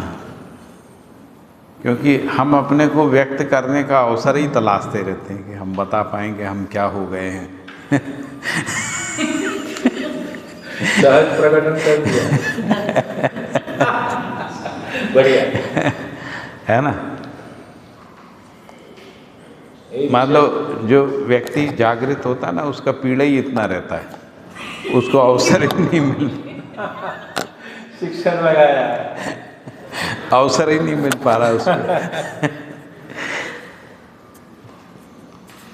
तो अवसर पैदा करने के लिए फिर जागृत के लिए तो कुछ पीड़ा के आनंद जैसा कुछ होता ही नहीं होता है। तभी तो हम कपड़े बदल लेते हैं, कपड़े उतार देते हैं, कपड़े ज़्यादा पहन लेते हैं, है ना। बाल मुड़ा लेते हैं, बाल बढ़ा लेते हैं, सब काहे के लिए करते हैं, ये क्यों करते हैं? जागृत तो स्थिर हो गया, भ्रमित है, उसको सब तकलीफ है। भ्रमित के लिए सब तकलीफ। तो इसीलिए हमको समझ में आया, ना दाढ़ी बढ़ाने से समझते हैं, ना बाल मुड़ाने से समझते हैं, ना कपड़े रंगने से समझते हैं, ना कपड़े उतारने से समझते हैं। समझना एक अलग ही चीज़ है ना, एक अलग चीज़ है। इस सब का ज़रूरत नहीं है ना, ऐसा है। तो जो लोग इसमें फंसे रहते हैं वो इसी में फंस जाते हैं, फिर वो कर्मकांड में फंसे रहते हैं। यानी ऐसा टीका लगाओ तभी आप हमारे समुदाय के, ऐसा लगाओगे तो हमारे समुदाय के नहीं हो। उसी में फंस जाते हैं बेचारे। कपड़े में मेज लगा और आपने जो लगाया है बाबा जी की डायरी 2008, हाँ, तब का ये सब है। हाँ, 2008 में लिखी थी उन्होंने, ये चार्ट उन्होंने बनाया था 2008। हाँ, खुद लिखते थे और बना दिया पूरा डायरी। ये बनाया मैंने है, उनका लिखा हुआ भी यहीं पे था पीछे। 2008 का डायरी में से बाबा उनकी डायरी में से। मज़ा आया है कि नहीं? हाँ, मज़ा आया है कि नहीं? बहुत बढ़िया मजा। हाँ, इसमें 3 सवाल लिखे हैं? अभिव्यक्ति में बोध गम्य लिखा है। हाँ, बोध गम्य नहीं। बोध गम्य, फिर संप्रेषणा में अध्ययन गम्य, हाँ, और प्रकाशन में लोक गम्य। हाँ, तो लोक गम्य जैसे प्रकाशन में सच्चाई लोक लोक गम्य। गम्य मतलब शिक्षा से लोक व्यापी का। हाँ, उसको परंपरा में अभी सर्वसुलभ हो गया और उसकी परंपरा बनती रहेगी पीढ़ी से पीढ़ी, पीढ़ी से पीढ़ी। वो अब प्लग इन तो हो ही गया, परंपरा में प्लग इन हो गया। हाँ, तो वो जो अब तो फैले गई, है ना। तो अभी सुनील भाई चाहें कि वो किसी को नहीं बताएंगे, होगा नहीं, है ना। संक्रमण हो गया, अभी वापस नहीं होगा, वापस ऐसा समस्या हो नहीं रहा है, समस्या वाला नहीं आएगा। ऐसा हो नहीं रहा है ना कि आप नहीं बताओ, ऐसा हो पा रहा है? नहीं हो रहा है। इसका मतलब है कि लोक गम्य हो गया है, लोक गम्य हो गया। ऐसे आपको ये लगने लगे कि मैं किसी को नहीं बताऊंगा तो लोक गम्य नहीं है, तो आपको क्या लगता है, बताएंगे ही आप, है ना। तो ये लोक गम्य है। क्या पूछना था? जैसे मान लीजिए हम कोई वेदांत है, वेदांत को मान लो हम कहते हैं हम नहीं बता पाएंगे, है ना, तो वो लोक गम्य नहीं है। जैसे मान लो आप ये कहते हो हम ईश्वर को नहीं समझा पाएंगे, इसका मतलब है कि लोक गम्य नहीं। यदि आप ये कहते हो मेरी क्या औकात है कि मैं ईश्वर को बताऊं, तो लोक गम्य नहीं है, है ना। इस दर्शन की खूबी क्या है, आप बताते ही हैं, है ना, मैंने ये समझा है, हाँ, इसलिए लोक गम्य है। इसका परंपरा बनेगा ही, ये सारे संसार तक जाएगा ही, रुकता ही नहीं कोई आदमी। जो सुनता है वो स्वीकारता ही है ना, जो स्वीकारता है वो बोलता ही है, जो बोलता है वो आचरण के लिए प्रयास ही करता है ना। इसकी खासियत ही है ना, ऐसा खूबसूरत है जो बहुत खूबसूरती गम्य का सब रुकने वाला प्रोग्राम नहीं है। हाँ हाँ, समझ को यदि आप समझ गए, यानी समझ गम्य हो गई है आपको, है ना, मेरे से आप तक चली गई, गम्य है यानी गति है, उसमें संप्रेषणा है, स्वीकार हो रहा है। यदि आत्मा में अनुभव होता, बुद्धि में गम्य नहीं होता, बोध गम्य नहीं, तो वहीं पे रुक जाता अनुभव, फिर बाकी मन वृत्ति चित्त अलग ही रहता। परंपरा में ऐसा भी मान लिया गया, आपको पता है ना। तो उन्होंने कहा कि मैं मन नहीं हूँ, मैं वृत्ति नहीं हूँ, मैं चित्त नहीं हूँ, मैं बुद्धि नहीं हूँ, मैं हूँ ही नहीं हूँ, क्योंकि वो बोधगम्य नहीं हुआ है ना, इसलिए।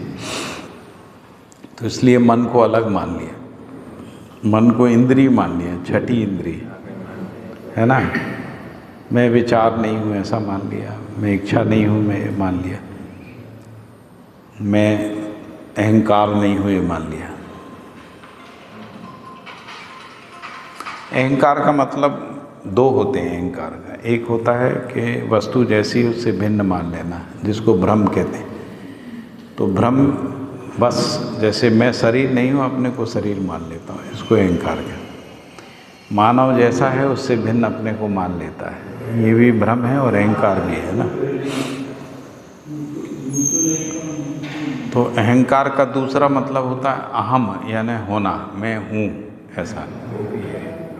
तो मैं हूँ, तो मैं हूँ, तो मैं जीवन हूँ, है ना, मैं मानव हूँ, और मैं सहअस्तित्व में हूँ, तो मैं सहअस्तित्व हूँ, है ना। इस रूप में हम अपने होने को, रहने को देख पाते हैं। जब हम मानव के रूप में अध्ययन करते हैं तो पता लगता है हम सहअस्तित्व में हैं, मेरा होना रहना सहअस्तित्व है, क्योंकि कोई भी मानव अकेले में मानव नहीं है। शरीर तीनों अवस्थाओं की रचना है, तीनों अवस्थाएं हैं ना शरीर में, चौथी अवस्था ज्ञानावस्था भी है, और चैतन्यता भी है, चैतन्यकाई के रूप में जीवन भी है ना। और मानवीयतापूर्ण आचरण को समझने जाते हैं तो मानव, पूरी मानव जाति के साथ एक है ये पता लगता है, क्योंकि आचरण की एकता के आधार पे मानव की एकता पता लगती है ना। क्योंकि जो मेरा आचरण है वो मेरा आचरण होता ही नहीं, मेरा आचरण परिवार का आचरण होता है, मेरा आचरण समाज का आचरण, राष्ट्र का, अंतर्राष्ट्र का आचरण मेरा आचरण होता है, ऐसा। मेरा आचरण जैसी कोई चीज़ नहीं होती, इंडिविजुअल का आचरण नहीं होता। जो आचरण होता है वो परिवार का होता है, समाज का होता है, राष्ट्र का होता है, अंतर्राष्ट्र का। तो इसीलिए जब हम अपने को आचरण सहित पहचानते हैं तो हम अखंड समाज हैं, है ना। जैसे बाबा जी अखंड समाज सार्वभौम व्यवस्था के रूप में सह अस्तित्व के अर्थ में व्यक्त हो रहे हैं ना। तो बाबा जी को शरीर तक पहचानना, तो ये बाबा जी का अधूरा पहचान है ना, अधूरा पहचान। क्योंकि बाबा जी शरीर के अर्थ में व्यक्त नहीं हो रहे, वंश के अर्थ में व्यक्त नहीं हुए, जाति के अर्थ में व्यक्त नहीं हुए, है ना, वैदिक ऋषि के अर्थ में व्यक्त नहीं हुए, है ना। वो भारतीय के रूप में व्यक्त नहीं हुए कि हम इंडियन हैं, ऐसा व्यक्त नहीं हुए, है ना। हम संस्कृत के विद्वान इस रूप में व्यक्त नहीं हुई, किसी भाषा के भी, वो सह अस्तित्व के रूप में व्यक्त हुई। पूरा अस्तित्व उनसे व्यक्त हो रहा था। हाँ, पूरा अस्तित्व ही उनसे व्यक्त हो रहा था उस अर्थ में। हाँ, हमसे भी सह अस्तित्व ही व्यक्त हो रहा है। हम मान्यता बस अपने को सीमित मान लेते हैं, बस इतना सा। तो ये जो अपने आचरण में काम करो, अपने आचरण में काम करो, ये सब कुछ नहीं है। अपने हाँ, लोग बोलते ना अपने आचरण में काम करो। अपना आचरण कुछ होता ही नहीं। क्या होता अपना आचरण? परस्परता नहीं होता है। आचरण क्या चीज़ है? आचरण पिता का होता है, पुत्र पुत्रियों का होता है ना। आचरण जो है भाइयों का आचरण होता है, मित्रों का होता है, गुरु का आचरण, शिष्य का आचरण, इसी को तो आचरण कहते हैं, है ना। तो पिता अकेला नहीं होता है, पुत्र पुत्री के साथ पिता होता है, पत्नी अकेली नहीं होती, पति के साथ, पति अकेला नहीं होता है, पत्नी के साथ पति होता है। पत्नी नहीं हो तो कोई पति होता है क्या? नहीं होता है।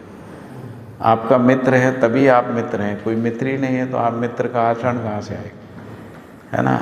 आप यदि गुरु तभी हैं जब कोई शिष्य है, यदि कोई शिष्य ही नहीं है तो आप गुरु का आचरण कैसे व्यक्त होगा, है ना। तो आप शिष्य हैं तो आपने किसी को गुरु पहचाना है तभी आप शिष्य हैं, नहीं तो आपके अंदर शिष्य का आचरण ही नहीं होगा।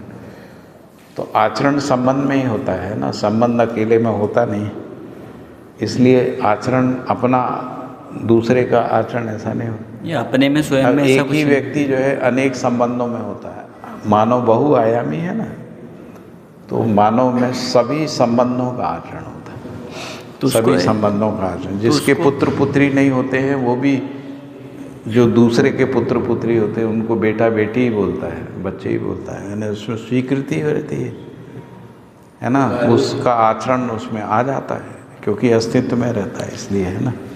तो मानवीयतापूर्ण आचरण बोलते हैं तो इसका मतलब ये हुआ कि जो सह अस्तित्व का आचरण, सह अस्तित्व में आचरण, सह अस्तित्व का नहीं, सह अस्तित्व में आचरण, सह अस्तित्व में। हाँ, जैसे मान लीजिए आपका आचरण कहाँ पता लगेगा? परिवार में, समाज में। अच्छा, उसी में पता लगेगा, नहीं तो अकेले में कैसे पता लगे? जैसे कई धर्मों में लिखा होता है वसुधैव कुटुम्बकम, हाँ, ऐसे कई धर्मों में ऐसा होता है अहम ब्रह्मास्मि। हाँ। तो उसका मतलब क्या होता है? अहम के साथ में नहीं पूछा। तो वेद का एक महावाक्य है अहम ब्रह्मास्मि, एक महावाक्य है अयम आत्मा ब्रह्म, है ना। तो वहाँ पर ब्रह्म के बारे में दो प्रकार की मान्यताएं हैं। एक प्रकार की मान्यता ये है कि ये जो पूरा ग्रह गोल नक्षत्र तारामंडल जो सब कुछ है, चराचर जो जगत है, यही ब्रह्म है ना। तो इसमें जो मटेरियल वर्ल्ड है, जो है ना, जिसको हम लोग ग्रह गोल नक्षत्र कह रहे हैं, उसको कहा है कि ये ब्रह्म का शरीर है, ब्रह्म का शरीर है। और जो रिक्त स्थली है उसको कहा है कि ये ब्रह्म का चेतना है, ऐसा है। बाबा जी कह रहे हैं कि ये दो अलग अलग नहीं है, ये दोनों एक ही हैं, मतलब सहअस्तित्व है। क्या? तो बाबा जी के अनुसार जो ब्रह्म है वो सहअस्तित्व में ही व्यक्त होता है ना। तो जैसे यदि शरीर नहीं हो तो जीवन व्यक्त नहीं हो सकता, है ना। इसी प्रकार से यदि प्रकृति नहीं है तो ब्रह्म का पहचान नहीं है, ऐसा है। तो ब्रह्म को पहचानने वाली प्रकृति, इसलिए प्रकृति से अलग ब्रह्म को की कल्पना नहीं हो सकती, है ना। तो प्रकृति और व्यापक वस्तु के सहअस्तित्व में ही ब्रह्म स्पष्ट होता है। तो ब्रह्म को हम नियम न्याय धर्म सत्य के रूप में पहचानते हैं। क्रिया में उसकी स्थिति नियम के रूप में है, मानव में, मानव के व्यवहार में उसका स्थिति न्याय के रूप में है, मानव के विचार में उसकी स्थिति धर्म के रूप में है ना। अनुभव में सत्य के रूप, अनुभव में सत्य के रूप में। इस प्रकार से हम ब्रह्म को, है ना, नित्य से अस्तित्व में पहचानते हैं ना। और वही ब्रह्म का नित्य सानिध्य भी है, क्योंकि क्रिया, कोई भी क्रिया नियम से रिक्त नहीं है। इसका मतलब है हर क्रिया ब्रह्म के नित्य सानिध्य में है। मानव न्याय से रिक्त नहीं है। कोई भी मानव ये कहे कि मैं विश्वास से रिक्त हूँ, ऐसा कोई मानव नहीं है। तो मानव भी विश्वास के साथ ही होता है ना, यानी न्याय के साथ ही होता है। तो विश्वास, सम्मान, प्रेम, स्नेह, ममता, वात्सल्य से रिक्त मुक्त किसी भी मानव का कोई व्यवहार नहीं है ना। व्यवहार का मतलब ही होता है कि विश्वास है। कोई भी संबंध मूल्यों से रिक्त नहीं है, नहीं तो संबंध ही नहीं है ना। तो संबंध विहीन कोई मानव नहीं है धरती पे। भ्रमित मानव भी संबंध विहीन नहीं है ना। तो इसलिए संबंध से रिक्त मुक्त कोई रचना नहीं है, क्योंकि चारों अवस्थाओं की रचनाएं जो हैं वो सहअस्तित्व में ही हैं, नियम पूर्वक ही हैं, है ना, नियम में ही हैं। इस तरीके से नियम, न्याय, धर्म, सत्य की सत्ता में ही। तो अहम ब्रह्मास्मि का मतलब है कि जब हम क्रिया को छोड़ देते हैं, केवल ब्रह्म को देखते हैं, उस स्थिति में ऐसा कहा गया होगा, जो मेरा अनुमान लगता है। हम उसको ऐसा कहेंगे, अनुभव में हम कह सकते हैं कि ब्रह्म मुझ में व्याप्त सत्ता है, ऐसा हम कह सकते हैं। ब्रह्म मुझ में व्याप्त है ना। तो ब्रह्म ब्रह्म को व्यक्त नहीं करता, क्रिया ब्रह्म को व्यक्त करती है ना। क्रिया ब्रह्म को व्यक्त करती, जैसे शरीर है जीवन को व्यक्त करती। हाँ, व्यक्त करती है का मतलब है कि उसी से आचरण है, उसी से न्याय है, उसी से धर्म है, इसीलिए वही सत्ता है। इसलिए सहअस्तित्व ही नित्य सत्य है, ऐसा। फिर कहा अयम आत्मा ब्रह्म। तो आत्मा तो क्रिया है ना। तो ब्रह्म क्रिया शून्य है। तो इसीलिए मैंने कहा कि यदि आप उत्तर मीमांसा के आचार्यों को पढ़ेंगे तो उसमें अनेक मत मिलते हैं। जैसे जो गौड़पादाचार्य जी का मत है, जिसको अद्वैत मत कहते हैं, जिस पे आदि शंकराचार्य जी ने जो है अपना प्रतिपादन किया अद्वैत दर्शन के रूप में, उसमें वो जगत मिथ्या कहते हैं, जगत नहीं है। लेकिन उसके बाद के जो आचार हैं वो कोई नहीं मानता कि जगत मिथ्या है ना। रामानुजाचार्य नहीं मानते, माधवाचार्य नहीं मानते, है ना, वल्लभाचार्य नहीं मानते, चैतन्य महाप्रभु नहीं मानते, निम्बकाचार्य नहीं मानते, शंकराचार्य जी भी कह रहे हैं। अभी शंकराचार्यों, हो सकता है कि शंकराचार्य ने ऐसा ना कहा हो, बाद के लोगों ने ऐसी टीका कर दी हो ना, ये भी हो सकता है ना। क्योंकि जब हम सौंदर्य लहरी को पढ़ते हैं तो सौंदर्य लहरी में लिखा है कि ब्रह्म जो शिव है वो शक्ति से युक्त है ना, यानी सहअस्तित्व में। ऐसा जो सौंदर्य लहरी का जो पहला सूत्र है उसका मतलब होता है शिव शक्ति से युक्त है। ये दो अलग अलग चीज़ नहीं है, एक ही चीज़ है। ऐसा हम बोलते हैं कि शिव शक्ति एक साथ, शिव शक्ति, अर्धनारीश्वर, ऐसा हम लोग बोलते हैं। तो जो रामानुजाचार्य हैं और जो वल्लभाचार्य हैं, तो कोई विष्णु के रूप में ब्रह्म को मानता है। विष्णु यानी शरीर सहित साकार ब्रह्म है ना। तो कोई कृष्ण के रूप में मानता है, कोई शिव शक्ति के रूप में मानता है। तो ये जो अलग अलग मान्यताएं हैं, इसी को धर्म मीमांसा कहते हैं ना। और जब ये एक रूप में मानते हैं उसको ज्ञान मीमांसा कहते हैं। ज्ञान मीमांसा में 6 मत हैं, अद्वैत, द्वैत, द्वैताद्वैत, विशिष्टाद्वैत, शुद्धाद्वैत और अचिंत भेदाभेद, है ना, 6 मत हैं। ऐसे ही ज्ञान मीमांसा में 3 मेजर मान्यताएं। शक्ति से जगत की उत्पत्ति हुई, विष्णु से हुई और शिव से हुई, ऐसा। तो इसलिए वो त्रिदेव के आधार पर मानते हैं। तो शक्ति से जो ब्रह्म की उत्पत्ति हुई वो दुर्गा सप्तशती में उसका वर्णन है। विष्णु से हुई तो विष्णु सहस्त्र नाम के रूप में है, ऐसा। शिव से है तो शिव स्रोत है उसके अलावा। कुछ लोग सूर्य से भी मानते हैं, तो सूर्य सहस्त्र नाम के रूप में उसका गायन किया है। कुछ लोग मानते हैं कि पृथ्वी ही पृथ्वी आदिकाल से अनंत काल तक बनी रहती है, तो उसको कहते हैं पृथ्वी। तो पृथ्वी को मानने वाले जो लोग हैं वो गणपति हैं, गणपति को मानने वाले, कि गणपति पृथ्वी के देवता हैं। सूर्य को मानने वाले सौर्य हैं, सौर्य संप्रदाय। शक्ति को मानने वाले शाक्त हैं, विष्णु को मानने वाले वैष्णव हैं। तो गणपत सौर्य है ना, वैष्णव, शाक्त और शैव, ऐसे 5 मेजर संप्रदाय। शंकराचार्य जी ने कहा कि ये 5 नहीं है, एक ही है ना, उसको एकत्व, इसलिए उनको लोग कहते हैं कि उन्होंने सांस्कृतिक एकीकरण का प्रयास किया है ना। लेकिन ये जो एकत्व था, एको ब्रह्म वाला, ये एकत्व आचरण में दिखा नहीं। शंकराचार्य के बाद जो भी आचरण परंपराएं उसमें प्रमाणित नहीं हुआ। परिवार में, समाज में, राष्ट्र में, मानव जाति में उससे व्यवस्था नहीं निकली है ना। इसीलिए नागराज जी का ये अनुसंधान आया है ना। उन्होंने कहा कि इस एकत्व को हम सब जगह देख सकते हैं, परमाणु में, अणु में, परिवार में, समाज में, राष्ट्र में, व्यवस्था में, इस सब में देख सकते हैं। तो एक प्रकार से जो आचरण मीमांसा आ गई है, ज्ञान मीमांसा के बाद आचरण मीमांसा। तो ज्ञान मीमांसा तक एक यात्रा है ना। तो दर्शन में एक 4 प्रकार की मीमांसा है।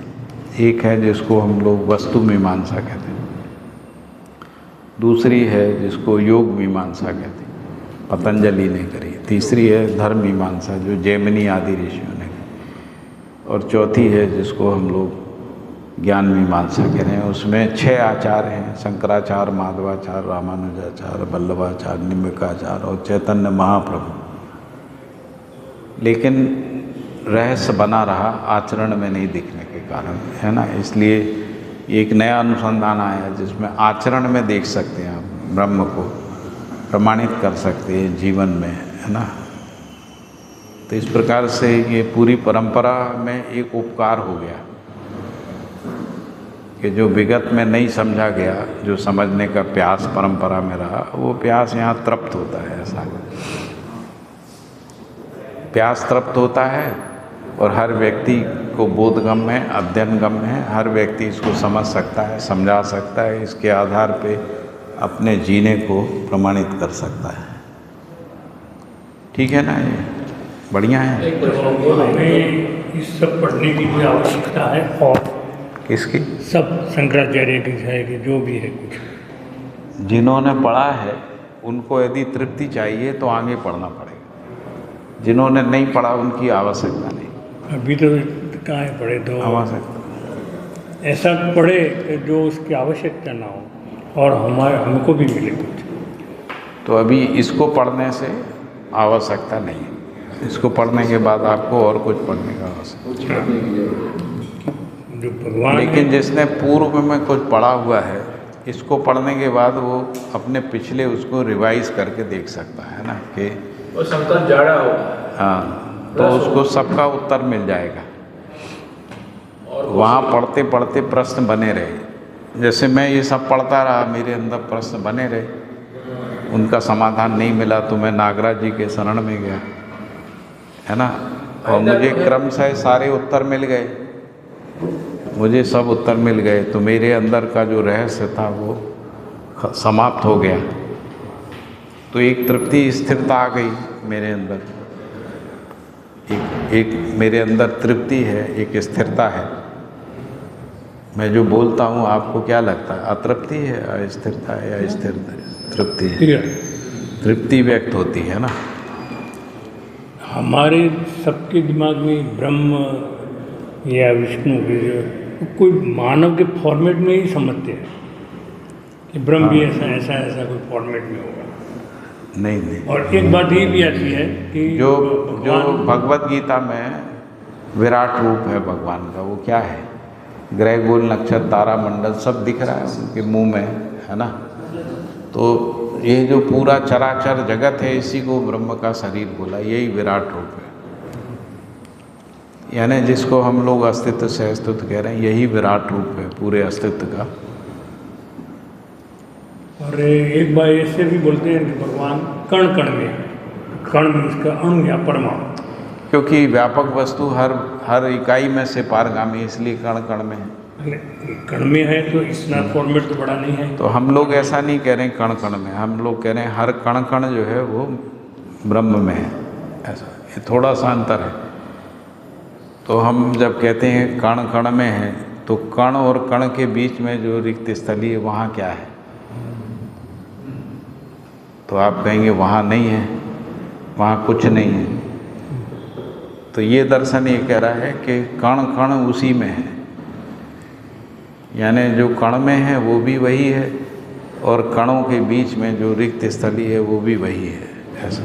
अरे बीच में तो जो ये कण है और ये कण है, तो बीच में वो व्यापक होगा। व्यापक बीच में भी है और उसके अंदर भी है, अंदर भी है, बाहर भी है, अंदर भी है। जैसे हवा सब जगह है, देखो दिखाई देता है, महसूस होता है हवा हवा। तो नहीं लेंगे तो खबर पड़ेगी कि हाँ है। हाँ, वो अस्तित्व है। हाँ। आपको पता चला जीवन में वो। और दूसरा ये प्रश्न है आचरण वाला। तो गांधी जी जो थे, एक लड़का आया, मुझे गुड़ बंद कराओ, उसकी माँ लेके आए। तो गांधी जी बोले 15 दिन बाद आओ। तो व्यक्ति विचरण में वो आचरण बता के आचरण में छोड़ के उसको बोला पड़ा है, ऐसा समझ सकते? पता नहीं। गांधी जी कोई एक्स वाई मैं हूँ और मैं गुड़ खाता हूँ, चलो गांधी जी को छोड़ो, मैं हूँ और गुड़ खाता हूँ। हाँ। वो मेरे लिए सम्मान रखता है तो मेरे पास आता है कि मेरा बच्चा गुड़ बहुत खाता है। तो मैं क्या बोलता हूँ 15 दिन बाद आओ। तो 15 दिन बाद आते हैं तो फिर मैं बोलता हूँ अब गुड़ नहीं खाना। तो मेरे आचरण में मैं लिया, ये आचरण के बाद वो क्या कहना मांगता है? जैसे गांधी जी प्रधानमंत्री नहीं बने, नेहरू से कहा तुम मत बनो, पर नेहरू ने नहीं माना। तो ये प्रमाणित नहीं होता कि गुड़ नहीं खाएंगे तो हम जिससे कहेंगे वो गुड़ नहीं खाएगा। नहीं, आचरण वाले अपने संसार में इसको ये मत कहने का।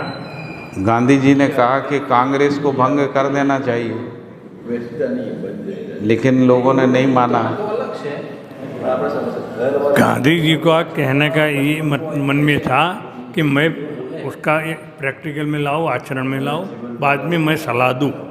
उसका कहने का मतलब ही नहीं तो उसकी इफेक्ट नहीं होगी सामने वाले। मैं वही तो कह रहा हूँ, गांधी के आचरण में ये था कि वो पद ग्रहण नहीं करेंगे। उन्होंने पद ग्रहण नहीं किया, आज़ादी के बाद भी नहीं किया, लेकिन जिसको मना किया वो नहीं माना कि मान गया, नहीं माना। ये तो लिखा हुआ इतिहास है भाई, मेरे द्वारा तो बताया। प्रश्न पहुँचो नहीं। तो यदि कोई सम्मान रखता है तो छोड़ सकता है, आसक्ति रखता है नहीं छोड़ेगा। गांधी जी कहें चाहे खुद भगवान कृष्ण आके कह दें। तो सरदार जी सिलेक्ट हुए थे बड़ा प्रधान के लिए, फिर तो बोला कहानियाँ अच्छी हैं, प्रेरक हैं। हाँ जी, कहानी अच्छी है, प्रेरक है। अच्छा, हम लोग ये कह सकते हैं कि पहले आचरण में आना चाहिए तब उपदेश देना चाहिए। हाँ, ये सब ठीक है, हाँ बस बस। लेकिन ऐसा हर घटना में ऐसा नहीं होता है। ऐसा मतलब ये कोई यूनिवर्सल सिद्धांत नहीं है ना। इस संदर्भ में हम नहीं प्रैक्टिकल में लाए, हम कहने का हम इच्छा भी नहीं कह सकते। हाँ, हमको ही मालूम है कि हमारे कोई इफेक्ट नहीं आएगी, तो हमें नहीं कहना चाहिए। अच्युतम केशवम अच्युतम केशवम राम नारायण। આગળ નથી આવતું। आज के उत्सव की जय हो। पाठक साहब की जय। बोलो भाई।